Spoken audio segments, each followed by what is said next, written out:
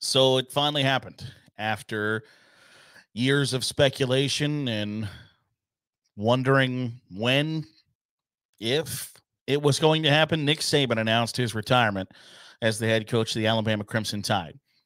And with that concludes one of the most dynastic runs in college football history.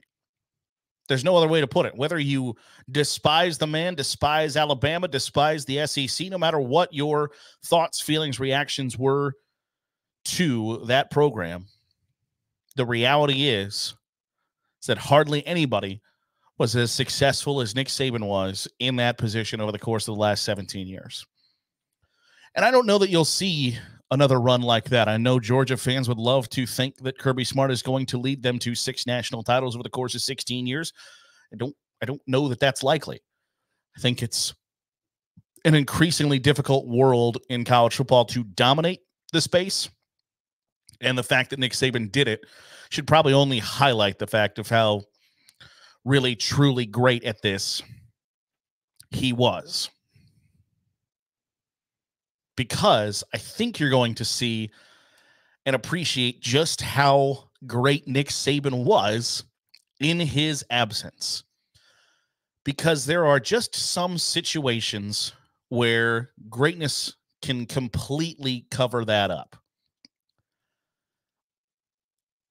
I don't think that there are too many, unless you're a young pup, there aren't too many people who don't remember the days of Alabama being an absolute laughingstock in the college football world, the SEC world, from the late 90s and early 2000s until Nick Saban got there again. And anytime any program believes that the job is too good for somebody to screw it up, I point to Alabama in the late 90s and early 2000s, or Kentucky under Billy Gillispie in basketball, or whatever the case may be. Nobody is invincible, bulletproof, whatever. Everybody is susceptible to being one bad hire away from being a laughingstock. You saw it with Michigan before Jim Harbaugh. From the end of Lloyd Carr's tenure to the start of Jim Harbaugh's, they were as bad and as laughingstocky as you could be. And then you hire the right guy, and they lead you to the promised land. There are a lot of cooks in the kitchen in Alabama. A lot of cooks in the kitchen. And that's not just an Alabama thing. That's the case at a lot of places where dysfunction reigns supreme, because not everybody is on the same page pulling in the same direction. But when you have Nick Saban on your sidelines, everybody pulls in the direction that Nick Saban wants to pull in. And that does not exist anymore. And unless you hire somebody who commands the respect that he did and does, I don't think that you're going to have everybody pulling in the same direction. So I expect the search for Nick Saban's replacement to be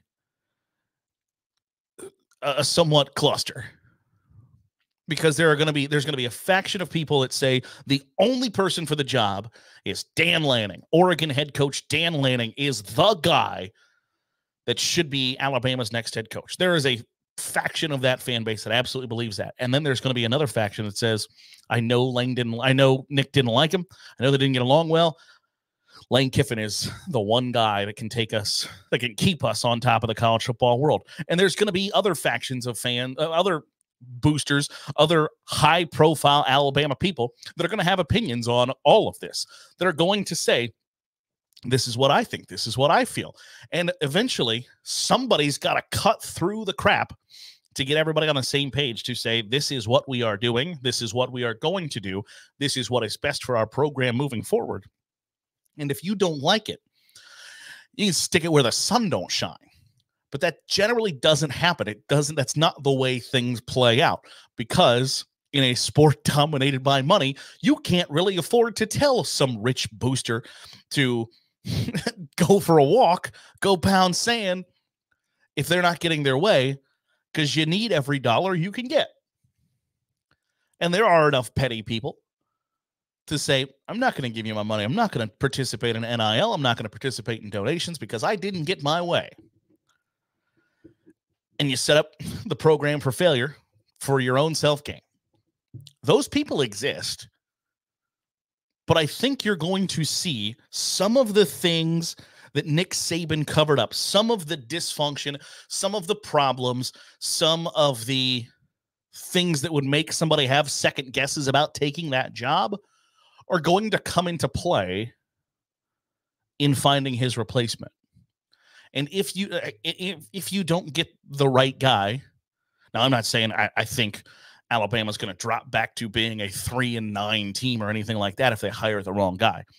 But I do think that there is that age-old adage of you don't want to be the man who replaces the man, right? Like you don't want to be the guy that steps in after the legend. And I wonder if there are programs, places, universities where that just doesn't count, right? Like, is Duke basketball so entrenched that it doesn't matter who they hire, you're still going to find some semblance of success? Is Alabama football in that realm? Can they be so good that it doesn't matter who they hire, they're going to find success? I don't think so. I think that there is, but at the same time, the job is so incredibly enticing because if you are a college football coach rising through the ranks, or you're an established college football coach, you have seen the heights that job and that program can get to. And that is tantalizing as all get out. So you can push aside the idea of nobody wants to be the man to replace the man, but when you have seen for the last 16 years what that job is capable of, it can be intoxicating enough that you can look past all of the other reasons for why you shouldn't take the job. All the things that tell you don't be the guy to follow Nick Saban. And yet somebody's going to take the job. Like, it's not going to go unfilled. It doesn't appear as if there's anybody that's a natural fit on the coaching staff right now to say, yep, I'm going to take this job. Or that Alabama would think, let's give it to this guy. I don't think that exists. So somebody's going to take it. And I think I don't know what domino effect it then starts throughout the college football coaching world, because the carousel had pretty much stopped spinning. You're on to assistants now. You're on to finding what's next for your wide receivers coach and all of those things. Depending on who Alabama hires, it starts an entire another domino effect that is going to be really interesting to watch play out. But I think that it's going to attract high-level names. The problem with that, though, is that those high-level names come with big buyouts. And I know everybody wants to pretend as if money isn't an object, because, I mean, hell, Jimbo Fisher is no longer the coach at Texas A&M, and he got the GDP of a small island nation to no longer be their head coach. So we can pretend as if money is no small feat. But if Dan Lanning's your guy, Dan Lanning's got a $20 million buyout. And if I'm Oregon for the third time in 5 years, 6 years or whatever, you're looking at a coach being poached from you to go to another Southern job. To hell with that. You're paying me the whole buyout if he's going to leave. Or Alabama's coming to Oregon 3 times to offset the money that I'm owed. So I think you're in a situation now where, especially with the time frame of, you've already got a National Signing Day early class booked, and you're finishing out the second class, and everybody felt as if the college football coaching carousel had stopped spinning, and you had your guy, you kept your guy, etc. This is when feelings get hurt, because everybody starts to realize their place in the college football world, right? That no matter how successful Oregon is, has been, will be, etc., for the most part, especially when you hire an SEC coordinator to become your head coach, you can't be surprised if that guy then ends up wanting to say, I'm going to go back to Alabama. I'm going to go to Georgia. I'm going to go to Florida, whatever the case may be.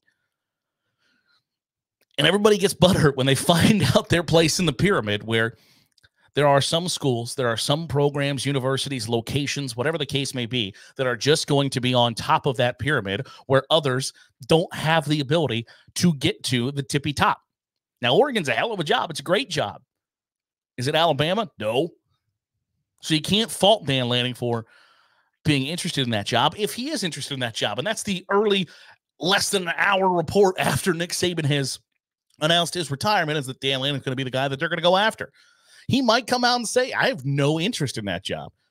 And it might be because, one, you know the dysfunction behind the scenes. Two, nobody wants to be the guy that replaces the guy. And three, if he feels like he's building something at Oregon and it's going to be easy, a nice, easy path to the college football playoff once they move into the Big Ten, he might not be interested in that job. But there are so many things that can come into play in a job of this magnitude that turn it into a fascinating search. But I think one of the big things that comes out is you find out that there are an awful lot of cooks in the kitchen. And those cooks in the kitchen are willing to become sous chefs when Nick Saban is the guy calling the shots. But when you get somebody that doesn't command the respect that that guy does, and there aren't many people who do, right? There is not a strong list of guys that lead college football programs that are going to command and demand the respect and the deference that Nick Saban does. There just aren't a ton of those guys.